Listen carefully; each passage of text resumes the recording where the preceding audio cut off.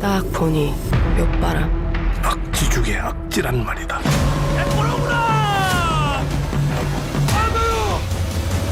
파묘요! 여러분, 파묘가 오컬트 영화 최초 1000만을 목전에 두고 있습니다.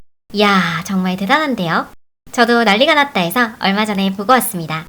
저는 오컬트 같은 귀신 영화나 공포 영화를 보러 가면 눈 가린다고 바빠서 영화를 제대로 못 보는 쫄보인데요.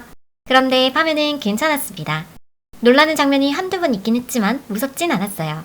혹시 무서워서 망설였던 분들 도전하셔도 될 것 같습니다.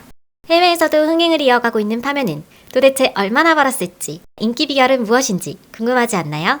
그래서 오늘 알아보도록 하겠습니다. 해외 반응 3, 9, 찌! 한국 1000만뿐만 아니라 해외 1000만, 이러다 쌍천만도 가능하겠다는 전망이 나오고 있는데요. 박스오피스 모조라는 미국 웹사이트에 들어가면 대략적인 수익을 추적할 수 있다고 해서 들어가 봤습니다. 미국, 영국, 한국, 베트남, 호주, 뉴질랜드 실적만 나와 있어서 대만과 인도네시아는 제가 직접 찾아봤는데요. 원화로 환산하면 대략 1096억 이상인 것으로 보입니다. 참고로 아카데미 시상식에서 사관왕까지 수상했던 기생충은 전 세계 토탈 3,527억 정도의 박스오피스 매출을 냈었습니다. 파묘는 140억 정도의 순 제작비가 투입되었는데 손익분기점이 330만 명인데 이미 훌쩍 넘었죠.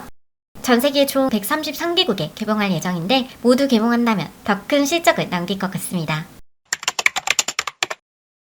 해외 중에서도 가장 인기가 폭발한 곳은 인도네시아. 인도네시아에서는 2월 28일에 개봉하여 현재 200만 명을 넘었고 후기도 아주 좋은데요. 인도네시아 영화제에서 뛰어난 작품성으로 최우수 감독상을 2번이나 수상한 명감독 조코 아누아르는 이런 후기를 남겼습니다. 엑슈마. 우와, 긴장감 있는 각본과 강력한 연출. 연기력을 갖춘 엑슈말은 다른 어떤 것과도 비교할 수 없는 공포영화입니다. 점프스케어, 슬로우번이 거의 없고 스토리텔링도 성숙하지만 판타지적 요소도 배제하지 않습니다. 인도네시아의 전체 영화관에서 이 영화를 상영하고 있다는 것은 우리에게 희망과 희소식입니다. 이제 많은 인도네시아 관객들이 이 지능적인 공포영화를 즐길 수 있게 되었습니다. 우와 라며 감탄했는데요. 한국의 풍수지리와 무속신앙이 나오는 파묘가 도대체 왜 인도네시아에서 핫한 걸까? 한류 광풍과 오컬트에 대한 사랑이 맞물려 대히트를 치고 있는 것입니다. 원래 인도네시아는 한류 열풍을 넘은 광풍이라고 할 정도로 한국에 관심이 많은 국가인데요. 인구수가 세계에서 4번째로 많은 국가인데 전 세계 BTS 팬의 20%가 인도네시아 사람이라는 말이 있을 정도로 한류 팬이 많은 국가입니다.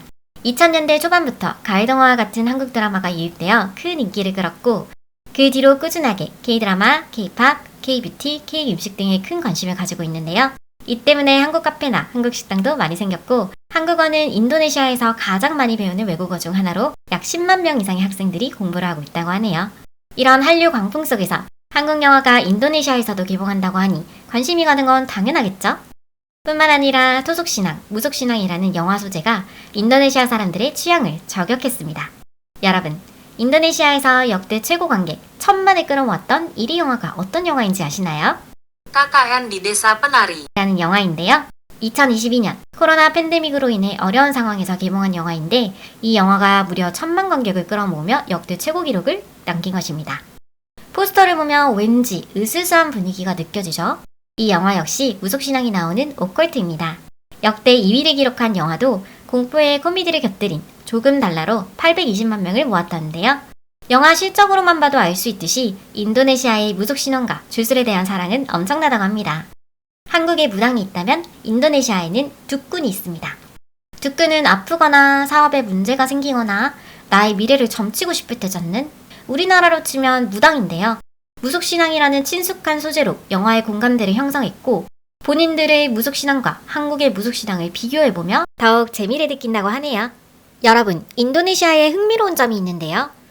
인도네시아에서는 모든 국민이 의무적으로 종교를 하나씩 가져야 하고 신분증에도 본인의 종교를 반드시 기재해야 한다고 하는데요. 국가에서 공식적으로 인정하는 종교가 총 7가지가 있고 그 중에서 자유롭게 본인의 종교를 선택하면 됩니다. 그중 토속신앙도 종교의 하나로서 인정을 받는다고 하는데요. 현재는 이슬람교가 80%를 차지하고 있지만 이슬람교가 인도네시아로 넘어오기 오래전부터 고대 정령신앙에 기초한 무속이 자리 잡고 있었다는데요. 아직도 그 전통이 민간 저변에 두텁게 남았고 그래서 종교는 기독교나 이슬람이지만 둑꾼에게 점을 보러 가는 등 무속에 심취하거나 주술에 관심 많은 사람들을 쉽게 찾아볼 수 있다고 합니다. 파묘가 국내뿐만 아니라 해외에서도 잘 나가니 배가 아파서 못 참는 국가도 있는데요. 바로 중국입니다. 중국은 파묘의 분장을 조롱하며 비웃었습니다. 한국인들이 얼굴에 잘 알지도 못하는 한자를 쓴다는 게 참 우스꽝스럽다. 한국인들이 멋있다고 하는 행동을 중국인들이 보면 참 웃기다. 이 얼굴에 새겨진 한자는 태을보신경이라고 무속신앙에서 기도를 하거나 구슬할 때 잡기로부터 몸을 보호하기 위해 읽는 도교에서 유래된 경문입니다. 그런데 여러분, 재밌는 게 뭔지 아세요? 중국에서 개발한 SNS 틱톡에서는 파묘 필터까지 생겨버렸는데요. 중국은 이런 분장에 우리를 비웃었지만 파묘에 대한 인기가 해외에서 날로 높아지자 파묘를 본 많은 외국인들이 파묘 필터를 이용하며 사진을 찍고 인증샷을 남기고 있다고 합니다.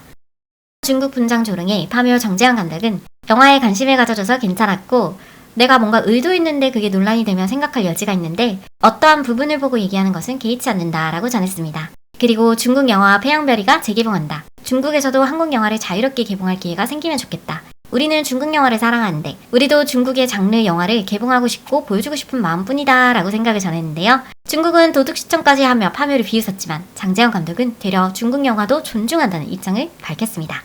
파묘가 중국에서는 개봉하지도 않았는데 이렇게 열심히 만든 영화를 중국에서는 도둑시청도 부족해 비난까지 하는 것을 보며 저도 화가 났는데 정재영 감독은 속으로 어떤 생각이 들었을까요?